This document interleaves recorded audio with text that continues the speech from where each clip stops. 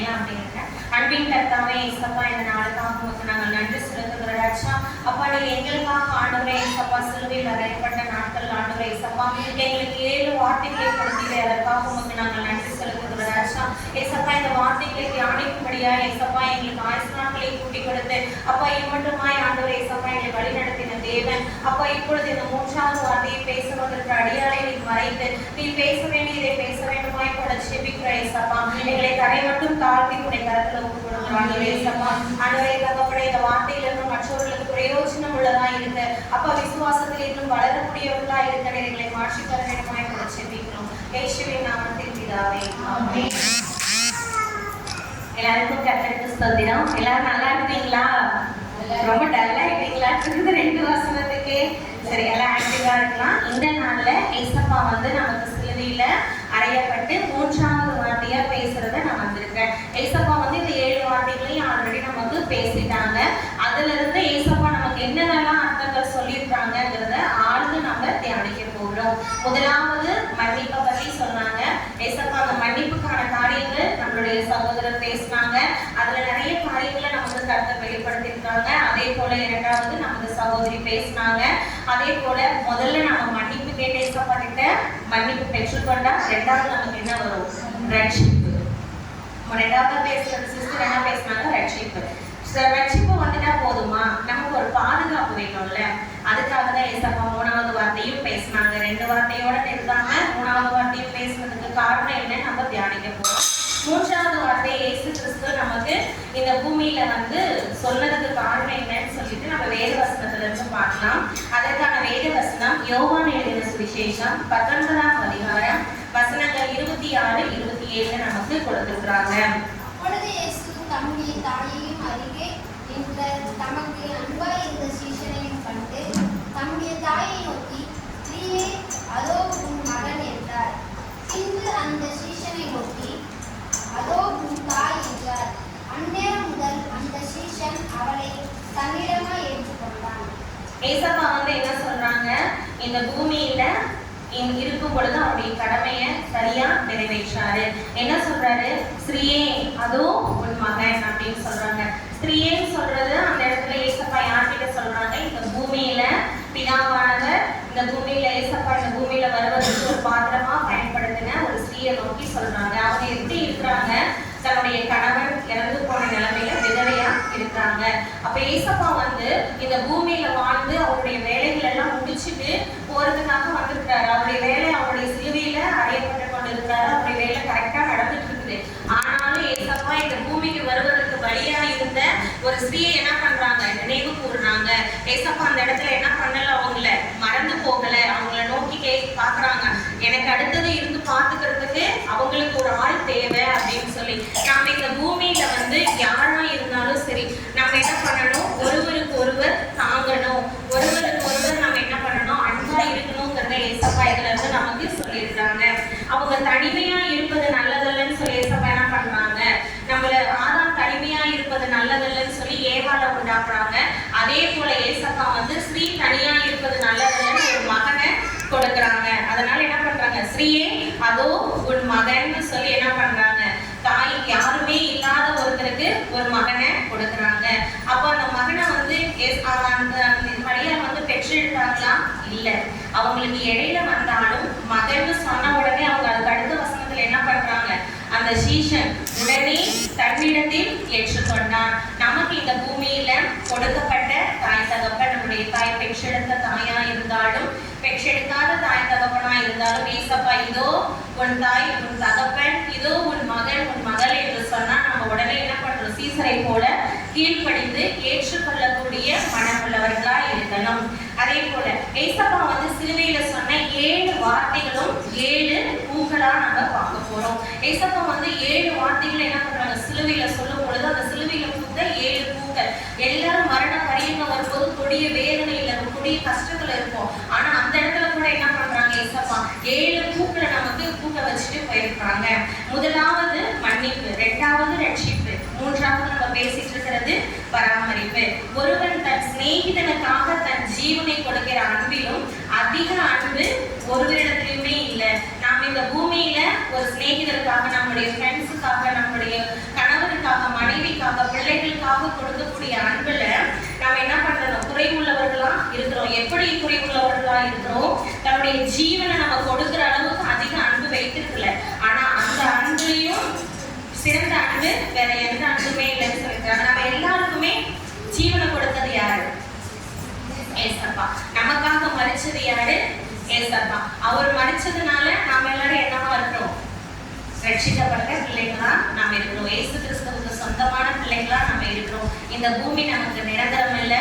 நிரந்தரமான பரலோக ராஜ்யத்துல நமக்கு சொந்தமான நம்முடைய தகப்பன் ஒருத்தர் இருக்கிறாங்க அப்படிங்கிறத வெளிப்படுத்துறதுக்காகவும் நம்மளுடைய பாவங்கள் வந்து ஆடுகள் மாடுகளால கழுவப்பட முடியாது அப்படின்னு சொல்லி ஏசப்பாவே என்ன பண்றாங்க? பரலோகத்துல இருந்து இறங்கி வந்து தன்னுடைய ரத்தத்தை சிந்தி மீட்டு எடுத்து என்ன பண்ணிருக்காங்க? நமக்கு சொந்த சிறையமா மாறிருக்காங்க. அதே போல அதுக்கான வேத வசனம் நமக்கு நிறைய இருக்குது. கர்த்தராகிய இயேசு கிறிஸ்து சிலுவையில் பேசிய வார்த்தைகளை நாம் தியானிக்கும் போது அவருடைய மாபெரும் அன்பை நம்மளால என்ன பண்ண முடியுது? உணர முடியுது. ஏசப்பாவை போல நம்மளை யாராவது அரைச்சு நம்மளுக்கு யாராவது அந்த மாதிரி கொடிய பிரச்சனைகளை கொடுத்தா நாம் எவ்விதமான அன்பை பாராட்டுவோமா? நம்ம அன்பு மன்னிங்கன்னு சொல்லுவோமா? அவங்கள ரட்சிக்கிறேன் நான் இவங்களை பக்கத்துல இருக்கக்கூடிய கல்லனை ரட்சிப்போமா? பக்கத்துல இருக்கிற நம்ம ஃப்ரெண்ட்ஸை வாப்பா நம்ம போகலாம், நான் உங்களை கூட்டிட்டு போறேன், உங்களை நல்ல இடத்துல கொண்டு போய் வைக்கிறேன்னு சொல்லுவோமா? சொல்ல மாட்டோம். ஆனா ஏசப்பா அந்த கூட்டுல எல்லாம் கூத்தாரு. அதே போல கீழே இருக்கிற தாயமும் பார்த்து என்ன பண்றாங்க? அவங்களுக்கு ஒரு துணையமும் ஏற்படுத்தி கொடுக்குறாங்க. அவங்கள தனியா விடல. அப்போ நம்ம இந்த பூமியில நம்ம யாருமே தனிமையானவர்கள் அல்ல. ஒவ்வொருவருக்கும் கர்த்தர் ஏற்ற துணையை கண்டிப்பா கொடுத்திருக்கிறார். நீங்க விசுவாசித்தால் அதன்படியே ஆக கடவும். அவர் சிநேகிதனுக்காக மாத்திரமல்ல, தம்மை பகைக்கிறவர்களுக்காகவும் சிலுவையில் என்ன பண்ணாரு? ரத்தம் சிந்தினார். அப்போ நம்ம ஏசப்பா வந்து எப்படிப்பட்டவரா இருக்கிறாரு? நன்மை செய்தவர்களுக்கும் தேவனாய் இருக்கிறார், தீமை செய்தவர்களுக்கும் தேவனாய் இருக்கிறார். நாம் என்ன பண்ணணும்? நன்மையை பெற்றுக் கொண்டவர்கள் தீமையின் வழியில இருக்கிற ஒவ்வொருவரையும் நன்மையின் பாதையில வழி நடத்துவதற்கு ஏற்ற வழிவாசலை ஏசப்பா கிட்ட கேட்டு அதற்கான ஞானத்தை தர சொல்லி தீமை இருக்கிறவங்களை நன்மையில கொண்டு வரதுக்கான வழிகளை நம்ம செய்யணும். ஏசப்பா வந்து மரண பரியந்தத்திலேயே என்ன பண்றாங்க? அந்த ஆத்மா வீணா போயிடக்கூடாதுன்னு மன்னிப்பு கேட்கும் பொழுது எப்படி ஏசப்பா வந்து உடனே ஏசப்பா என்னங்க மன்னிக்க முடிஞ்சா மன்னிங்கன்னு கேட்கும் பொழுது இன்னைக்கு நீ என்னோடு கூட பரதேசி விரும்பாயின்னு சொன்னாருல்ல. அப்போ ஏசப்பா அந்த இடத்துல என்ன பண்றாங்க? ஒரு ஆத்மாவை விடக்கூடாதுன்னு இழுத்து பிடிச்சது போல நாமளும் என்ன பண்ணணும்? நம்மளுடைய வாழ்க்கையில இருக்கும் பொழுது அநேகரை ரட்சிப்புக்குள்ள கொண்டு வரவங்களா இருக்கணும். நம்ம பாவிகளா இருக்கையில ஏசு கிறிஸ்து மரித்தார். ஆனா அவர் என்ன பண்றாங்க? நம்ம பாவங்களா இருக்கும் போதுதான் ஏசப்பா என்ன பண்றாங்க? மரிக்கிறாங்க. அப்போ நம்ம பாவத்துல இருந்து ரட்சிக்கப்படும் பொழுது கர்த்தர் என்ன பண்ணுவாங்க? நம்மள வாழ வைப்பாங்க. ஏசப்பா வந்து இந்த பூமியில ஒரு 30 வருஷம் என்ன பண்ணாங்க? தாய்க்கு பிள்ளைகளா இருந்தாரு. 3 வருஷம் என்ன பண்ணாரு? ஊழியம் செஞ்சாரு. அப்போ அந்த 3 வருஷத்துல ஏசப்பா எவ்வளவு அற்புதங்களை செஞ்சாங்க, எவ்வளவு அடையாளங்களை செஞ்சாங்க. ஏசப்பா வந்து அந்த 3 வருஷம் ஊழியத்தை செய்யும் பொழுது வியாதியஸ்தர்கள், சீஷர்கள், திரளான ஜனங்கள், திரளான கூட்டங்கள் எல்லாம் என்ன பண்றாங்க? எல்லாரும் சுத்தி சுத்தி அவரை சுற்றிலே என்ன பண்றாங்க? ஆட்கள் இருந்து கொண்டே இருந்தாங்க. நீங்க நல்ல பைபிள் வேத வசனத்தை நம்ம வாசிச்சுன்னா தெரியும். ஏசப்பா சிலுவையில் அறையப்படுவதற்கு முன்பாக நிறைய பேர் என்ன பண்ணுவாங்க? அவரை சுற்றி சுற்றி இருந்தாங்க. ஏசப்பா வந்து அந்த 33 வருஷம் இந்த பூமியில வாழும் பொழுது என்ன பண்ணாங்க? தாயின் இடத்துல பேசின வார்த்தைகள்லாம் நம்ம வேத வசனத்துல பார்த்தோம்னா நம்ம 3 இடத்துல தான் ஏசப்பா என்ன பண்றாங்க? ஸ்ரீகிட்ட பேசினாங்க. தாயின் இடத்துல பேசுறதா நமக்கு வேத வசனம் இருக்குது. அது என்னென்னு சொல்லி நம்ம பார்க்கலாம். முதல்ல வந்து லூக்கா எழுதின சுவிசேஷம் 2ஆம் அதிகாரம் 49வது வசனத்துல ஏசப்பா பேசினாங்க. தன்னுடைய தாயின் இடத்துல ஸ்ரீயின் இடத்துல என்ன பேசினாங்க? நம்ம வேத வசனத்துல பார்க்கலாம். அவர், நீங்கள் ஏன் என்னை தேடினீர்கள்? என் பிதாவுக்கு அடுத்தவைகளில் நான் இருக்க வேண்டியதென்று அறியீர்களா என்றார். ஏசப்பா வந்து காணாம போயிட்டாங்கன்னு தேடுறாங்க. நம்ம பிள்ளைங்களை நாமெல்லாம் காணாம போயிட்டா தேடுறோம்ல, அந்த மாதிரி என்ன பண்றாங்க? ஸ்ரீ தேடிட்டு வரும்போது ஏசப்பா சொல்றாங்க, ஏன் என்ன தேடிட்டு வரீங்க? அவருடைய நோக்கம் அவர் அறிந்தவரா இருந்தார். அதனால என்ன சொல்றாங்க? என்னுடைய பிதாவினுடைய வேலையை நான் செய்யணும்ல, நீங்க ஏன் என்ன தேடிட்டு வரீங்க? முதலாவது என்ன பண்றாங்க? ஸ்ரீன் இடத்துல பேசுறாங்க. அப்ப ஏசப்பா சிலுவையில அறையப்படல. இரண்டாவது வார்த்தை என்ன? ஏசப்பா ஸ்ரீன் இடத்துல பேசுனதா நமக்கு வேத வசனம் இருக்குதுன்னா யோவான் எழுதின சுவிசேஷம் 2ஆம் அதிகாரம் 4வது வசனம். தூக்கம் வரவங்களா ஹல்லேலூயா சொல்லுங்க. எல்லாருமே தூங்குறாங்க. ஏசப்பா அதற்கு இயேசு, ஸ்திரீயே, எனக்கு என் வேலை இன்னும் வரவில்லை என்றார். ஏசப்பா வந்து என்ன சொல்றாங்க, அங்க ஒரு அற்புதம் நடக்க போகுது. ஆனால் அந்த இடத்துல என்ன பண்றாங்க, ஸ்ரீ வந்து முன்னாடி சொல்லும் பொழுது எனக்கும் உனக்கும் என்ன, என்னுடைய வேலை வரும்போது நான் செய்யறமான்னு சொல்லி என்ன சொல்றாங்க, அங்க ஒரு வார்த்தையை ஸ்ரீ இடத்துல பேசுறாங்க. அப்ப ஏசப்பா சிலுவையில அறையப்படல. மூன்றாவதா ஸ்ரீ இடத்துல ஒரு வார்த்தை பேசுறாங்க. அதற்கான வேத வசனம் யோவான் எழுதின சுவிசேஷம் 19ஆம் அதிகாரம் 26வது வசனம். அப்பொழுது இயேசு தம்முடைய தாயையும் அருகில் இருக்கிற தமக்கு அன்பாயிருந்த சீஷனையும் கண்டு தம்முடைய தாயை நோக்கி, ஸ்திரீயே, அதோ உன் மகன் என்றார். ஏசப்பா வந்து என்ன பண்றாங்க, இதோ அதோ உன் மகன் என்று மூன்றாவதா என்ன பண்றாங்க, ஸ்ரீ இடத்துல பேசுறாங்க. அப்ப நம்மளுடைய வாழ்க்கையில நம்ம மற்றவர்களிடத்துல ஏசப்பா வந்து பெற்றவர்கிட்ட கம்மியா பேசணும்னு சொல்லல.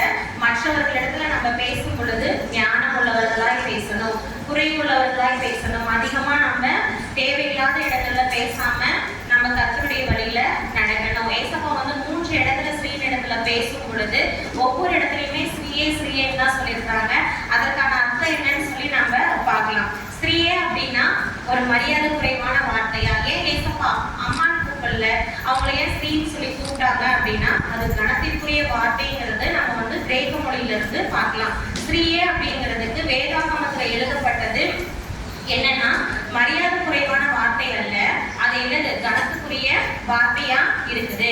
தேவன் வந்து இந்த பூமியில வந்து ஸ்ரீ இடத்துல பேசுறது எதனால சொல்லியிருக்காங்க அப்படின்னா, ஸ்ரீ அப்படிங்கிறதுக்கு என்ன அர்த்தம்னா கிரேக்க மொழியில குணாய் அப்படிங்கிற வார்த்தை சொல்லப்படுது. அதற்கு குணே என்றும் அழைக்கிறாங்க. அப்போ அந்த வார்த்தை சாதாரணமான வார்த்தை அல்ல. ஸ்ரீயே அப்படிங்கிறது நமக்கு மொழிபெயர்ப்புல அப்படி கொடுத்திருக்காங்க, மிகவும் கனத்திற்குரிய வார்த்தை. அவங்கள அவ்வளவு கனமா ஏசப்பா வந்து கூப்பிட்டாரே, அப்ப அதனால அவங்க கடவுளா கிடையாது. மரியாதை என்னதான், அவங்களும் ஒரு மனுஷி தான். நம்ம அவங்க கர்த்தர் வந்து என்ன பண்றாங்க, மரியாதை குறைவா கூப்பிடல, அவங்களை கனம் பண்ணி தான் கூப்பிட்டாங்க. அவங்கள தெய்வமா ஏசப்பா ஒரு இடத்துலயும் சொல்லல. அவங்கள நம்ம வணங்க வேண்டிய அவசியம் இல்லை. நம்மளை போல எல்லா பெண்களையும் அவர் என்ன பண்றாரு, மரியாதைக்குரியதா நடக்கிறதுனால நம்ம எல்லாருமே கர்த்தருடைய பார்வையில ஒரு ஸ்ரீகளா இருக்கணும். கர்த்தருக்கு ஏற்ற பாத்திரவான்களா நம்ம என்ன எல்லாருமே இருக்கிறோம். அது கணத்துக்குரிய வார்த்தையா இருக்கிறதுனால யாருமே வந்து கவலைப்பட வேண்டாம். அதோ உன் மகன்னு சொன்னாங்கல்ல, அதோ அப்படிங்கிறதுக்கு இடே அப்படிங்கிற பொருட்படும். அது இடே அப்படின்னா என்ன, இதோ பார், இங்கே பார் அப்படின்னு சொல்லி ஒரு குறிப்பிட்டு சொல்றது. அப்போ ஏசப்பா என்ன பண்றாங்க, ஸ்ரீயே அதோ உன் மகன்னு சொல்றாங்க. நான் வந்த வேலை முடிந்தது. ஏசப்பா வந்து என்ன சொல்றாங்க, என்னுடைய வேலை வந்து நான் என்னுடைய காரியங்கள் எல்லாம் நான் செஞ்சுட்டு இருக்கிறேன். ஆனா என்னுடைய தாயை என்ன பண்ணக்கூடாது, தனிமையில விட்டுட்டு போகக்கூடாது. அப்படிங்கிறதுனால என்ன பண்றாங்க, ஸ்ரீயே அதோ உன் மகன்னு சொல்லி என்ன பண்றாங்க, ஒரு பொறுப்பு அங்க ஒப்படைக்கிறாங்க. அதே போல தாய் அப்படிங்கிறதுக்கு மேட்டேர் என்று ஒரு பொருள்படுது. மேட்டேர் என்பதற்கு தாயை வந்து என்ன பண்றாங்க, மேட்டேர்னு சொல்லி கிரேக்க மொழிகள்ல அழைக்கிறாங்க. அதை நமக்கு தாயா நமக்கு இங்க சொல்லியிருக்காங்க. நம்மை சுற்றி நம்மை நடக்கும் போது அநேகர் இருப்பார்கள். ஆனா நம்மளுடைய கஷ்டங்கள் வரும் பொழுது, பாடுகள் வரும் பொழுது நம்ம கூட யாருமே இருக்க மாட்டாங்க. இதை நான் ஏன் இங்க சொல்றேன்னா, இதுக்கு முன்னாடியே சொன்ன ஏசப்பா அற்புதங்களை செய்யும் போது அவரை சுற்றி என்ன பண்ணாங்க, திரளான ஜனங்கள் இருந்தாங்க. அவர் போகக்கூடிய வழியில நம்ம 12 வருடமா பெரும்பாலுள்ள ஒரு ஸ்ரீனுடைய கதையை நம்ம படிக்கும் பொழுது, அவங்களுடைய அற்புதத்தை படிக்கும் பொழுது என்ன இருந்தது, திரளான ஜனங்கள் இருந்தாங்க. ஏசப்பாவை அவங்களால நெருங்க முடியல. அப்ப என்ன பண்றாங்க, சரி அவருடைய ட்ரெஸ்ஸினுடைய ஒரு ஓரத்தை தொடுறாங்க, அவருடைய அங்கியினுடைய ஓரத்தை தொடர்றதுக்கு தான் ட்ரை பண்றாங்க. அவ்வளவு ஜனங்கள் இருந்தாங்களே. அதே போல நிறைய இடத்துங்கள்ல ஏசப்பா வந்து மலை பிரசங்கம் பண்ணும் பொழுதும் அநேக ஜனங்கள் இருந்தாங்க. எத்தனை பேருக்கு உணவு கொடுத்தாங்க. ஏசப்பா அவ்வளவு ஜனங்கள் இருக்கும் பொழுது சிலுவையில் அறையப்படும் பொழுது, ஏசப்பா வந்து சிலுவையில் அறையப்படும் பொழுது சீஷர்கள் கூட என்னை விட்டா போகும்பா அப்படின்னு சொல்லி ஓடுறவங்களாதான் இருந்தாங்க. ஏசப்பா வந்து நேற்றைய தினத்துல நம்ம வந்து என்ன பண்ணோம், கம்ப்யூட்டர் எடுத்தோம். அப்ப நம்ம ஆசிரியர் சொன்னாங்க, நிறைய காரியங்கள் நமக்கு சொல்லியிருந்தாங்க. அப்போ நம்மளுடைய அவர் என்ன சொல்றாரு, காட்டி கொடுக்கிறவங்களையும் அறிந்திருந்தாரு. அதே சமயம் என்ன பண்ணியிருந்தாங்க, தன்னுடைய தாயை யார்கிட்ட ஒப்படைக்க போறோங்கிறதையும் அறிந்திருந்தவர்களா தான் இருந்தாரு. சிலுவையின் பக்கத்துல வந்து நிறைய ஸ்திரீகள் இருந்தார்கள். அவர்களோடு கூட யார்தான் இருந்தது, யார் இருந்தது, தாய்மார் இருந்தாங்க. ஏசப்பா இவ்வளவு நேரம் சொன்னாங்க, யார் இருந்தது கூட, யோவான் யாரு, சீஷன். ஒரே ஒரு சீஷன் மட்டும் தான் என்ன பண்றாங்க, சிலுவையில் அறையப்பட்ட அவங்க நிக்கிறாங்க. அவர் எப்படியாப்பட்ட சீஷன் ஏசப்பாவுடைய பார்வையில? அதாவது வாலிப பையன். நம்ம எல்லாருமே வாலிபர்களா இருக்கணும். ஏசப்பா வந்து தன்னுடைய வாலிப வயதுல என்ன பண்ணணும்? வேத வசனத்தை தூக்கி நடக்கிறவங்கள நம்மளுடைய வருங்கால ஃபியூச்சர்ல நம்ம வயதாகும் பொழுது வேத வசனம் நம்மளை தூக்கி நடக்கும். அது நிறைய தடவை நம்ம ஊழியக்காரையா நமக்கு சொல்லியிருக்காங்க. அது பொய்யல்ல, உண்மை. அந்த சீஷன் மாத்திரம், அன்பான அந்த சீஷன் மாத்திரம் தான் என்ன பண்றாங்க? இருக்கிறாங்க. ஏசப்பா என்ன பண்றாங்க? அவங்க கிட்ட தன்னுடைய தாயை ஒப்படைக்கிறாங்க. உடனே சீஷன் சொன்னாங்களா? என்னால முடியாதுன்னு சொல்லல. உடனே அவங்க என்ன பண்ணாங்க? ஏற்றுக்கொண்டார்கள். நாம இந்த பூமியில அதிக நாட்கள் வாழணும்னா என்ன பண்ணணும்? தன்னுடைய தாயையும் தகப்பனையும் கனம் பண்ணணும். நீங்க இந்த நாள்ல என்ன தெரியுமா முழுசா தெரிஞ்சுக்க போறீங்க? இந்த பூமியில நீங்க ரொம்ப நாள் வாழணும்னு ஆசைப்படுறீங்களா? ஏசப்பா அதுக்கு வழி சொல்லியிருக்கிறாங்க. என்ன சொல்லியிருக்கிறாங்க? உன்னுடைய தாயையும் தகப்பனையும் கனம் பண்ணணும். அதே போல திருமணம் ஆனவர்களுக்கு மாமனாரை கனம் பண்ணணும். அவர்களும் நமக்கு அடுத்த தாய் ஸ்தானத்துல இருக்கிறாங்க. அதாவது ஏசப்பா சொல்லியிருக்காங்க, உன் மனைவி, அதாவது நம்ம கல்யாணம் ஆனதுக்கு அப்புறமா தாய் தகப்பனை விட்டு விலகிதான் இருக்க சொல்லியிருக்கிறாங்களே ஒழிய அவங்கள பராமரிக்க வேண்டாம்னு சொல்லல. உன் தகப்பனையும் உன் தாயையும் விட்டு நான் காண்பிக்கும் தேசத்துக்கு போய் என்று சொல்லியிருக்காங்க. அந்த இடத்துல உன் தகப்பனை மறந்துருன்னு சொல்லல, அவங்கள பராமரிக்கணும்னு சொல்லல. பட் ஏசப்பா நம்மளுடைய தாயும் தகப்பனையும் கனம் பண்ணும் பொழுது, அவர்களை நம்ம பாதுகாக்கும் பொழுது நம்மளுடைய ஆயுசு நாட்கள் கூட கொடுக்கப்படும். இங்க மாத்திரம் அல்ல, நமக்கு பரலோக ராஜ்யத்துல நீடிசா ஆயுசு நாட்கள் கிடைக்கும். அங்க நம்ம போகணும்னா என்ன பண்ணணும்? நமக்கு தாயையும் தகப்பனையும் கனம் பண்ணணும். கர்த்தர் நமக்கு இந்த பூமியில இதோ உன் தாய், இதோ உன் தகப்பனை யாரை காண்பிச்சிருக்கிறாரோ அவருக்கு நீங்க கீழ்ப்படிஞ்சு நடக்கும் பொழுது உங்களுடைய ஆயுசு நாட்கள் கூட உங்களுக்கு கொடுக்கப்படும். அதே போல நீதிமொழிகள்ல நமக்கு அநேக இடங்கள்ல நமக்கு சொல்லியிருக்காங்க. என்ன சொல்லியிருக்காங்கன்னா, தகப்பனுக்கும் தாய்க்கும் எப்படி கீழ்ப்படிந்து நடக்கணுங்கிற ஒரு ஒழுக்கமான நெறிமுறைகளை நமக்கு கொடுத்திருக்கிறது. நீங்க தினந்தோறும் நீதிமொழிகளை படிக்கும் பொழுது நமக்கு கர்த்தர் நிறைய ஞானத்தை அதுல இருந்து கொடுத்திருக்காங்க. நம்மளுடைய பெற்றோர் நம்மளை அடிக்கும் பொழுதும் அதற்கான காரணம், அதற்கான வேத வசனம் நீதிமொழிகள்ல நமக்கு கொடுத்திருக்காங்க. நமக்கு கொடுக்கப்பட்ட தாய் இடத்துல எப்பொழுதும் கவனமாய் அவர்களை பராமரிக்கிறவர்களா இருக்கணும். அதற்காக நம்ம இந்த நாள்ல ஏசப்பா வந்து சிலுவையில சொன்ன இந்த 3வது வார்த்தையில இருந்து கர்த்தர் வந்து இந்த காரியத்தை சொல்றாங்க. உங்களுடைய ஆயுசு நாள் நீடித்து இருக்கணுமா? பரலோக ராஜ்யத்துக்கு நீங்க போகணுமா? உங்களுக்கு கொடுக்கப்பட்ட தாயையும் தகப்பனையும் கனம் பண்ணுங்க. அவங்களுக்குள்ள எல்லா காரியங்களையும் ஒழுக்கமா இருங்க. எதையும் மறைக்காதீங்க. கனம் பண்ணுங்க மீன்ஸ் எல்லாமே உங்களுக்கு தெரியும். எல்லாமே பெரிய பிள்ளைங்களா இருக்கீங்க. உங்க எல்லாருக்குமே தெரியும் எப்படி கனம் பண்ணணும்னு சொல்லி. நம்ம நல்லா இருக்கும் பொழுது அல்ல, அவங்களுடைய வயது சென்றவர்கள் ஆகும் பொழுது அவர்களால எந்த வேலையுமே செய்ய முடியாது அப்படின்னு ஒரு சூழ்நிலை வரும்போது கூட நம்ம என்ன பண்ணக்கூடாது? அவர்களை கைவிடக்கூடாது. அப்படிங்கிறது தான் ஏசப்பா வந்து இந்த சிலுவையில நமக்கு சொல்லியிருக்காங்க. ஏன்னா அவங்களுடைய தாய் கணவரும் இல்ல, தனிமையில இருக்காங்க, விதவையா இருக்காங்க, வயது சென்றவர்களா இருக்காங்க. அவங்களை தனிமையா விட்டுட்டு போறது ஏசப்பாவுக்கு பிரியமா இல்லை. அவருக்கு ஒரு துணையை கொடுத்துட்டு போனது போல, தன்னுடைய மகனை கொடுத்துட்டு போனது போல நமக்கும் கர்த்தர் ஏற்ற நிலையில எல்லா காரியங்களையும் செய்து கொண்டே இருக்கிறாரு. நாம இந்த நாள்ல ஒப்பு கொடுக்கலாம். ஏசப்பா எங்களுக்கு கொடுக்கப்பட்ட தாயும் தகப்பனுக்கும் நாங்க என்ன பண்ணணும்? ஒழுக்கம் உள்ளவர்களாகவும் அவர்களை கனம் பண்ணுகிறவர்களாகவும் நம்ம மாற்றி சொல்லி ஜெபம் பண்ணலாம். எங்களை அதிகமாய் நேசிக்கிற அன்பின் கர்த்தாவே, ஏசப்பா இந்த பூமியில் ஆண்டவரே, ஏசப்பா நீர் ஆண்டவரே தகப்பனை எங்களுக்கு கொடுக்கப்பட்ட தாயையும் தகப்பனையும் நாங்கள் கனம் பண்ணும்படியா ஏசப்பா நீர் எங்களுக்கு உதவி செய்கிறாச்சா. அப்ப எங்க எல்லாருக்கும் நீரே தாயாகவும் தகப்பனாகவும் இருக்கிறீர் ஆண்டவரே. ஏசப்பா உண்மை நாங்கள் கனம் பண்ணவும் ஆண்டவரே, ஏசப்பா உமக்கு கீழ்ப்படிந்து நடக்கவும் ஏசப்பா. அப்ப உம்மோடு கூட ஆண்டவரே ஏசப்பா உங்களுடைய பாதச்சுவடுகளை பிடித்து கொண்டு நடக்கக்கூடிய பிள்ளைகளாய் ஏசப்பா ஆண்டவரே நாங்கள் ஆண்டவரே ஏசப்பா இருக்க நீர் உதவி செய்கிறாச்சா. அப்ப நீர் எங்களுக்கு கொடுத்த அந்த 10 கட்டளைகள்ல ஒரு கட்டளைகளா இருக்கிறது அல்லவா? உன் தாயையும் உன் தகப்பனையும் கனம் பண்ணுவாயாக என்று ஆண்டவரே ஏசப்பா அந்த வேத வசனத்தை நிறைவேற்றும்படியாய் ஆண்டவரே ஏசப்பா நீர் சிலுவையில் ஏசப்பா இந்த 3வது வார்த்தையை நாங்கள் நினைக்கிறோம் ராஜா. ஏசப்பா நாங்கள் ஒருபோதும் நாங்கள் மறுதலிக்காமல் அப்பா எங்களுடைய தாய் தகப்பனுக்கு கீழ்ப்படியக்கூடிய பிள்ளைகளாய், அவர்களை கனப்படுத்தக்கூடிய பிள்ளைகளாய் எங்களை மாற்ற வேண்டுமாய் கூட செபிக்கிறோம். இயேசுவின் நாமத்தில் பிதாவே, ஆமென்.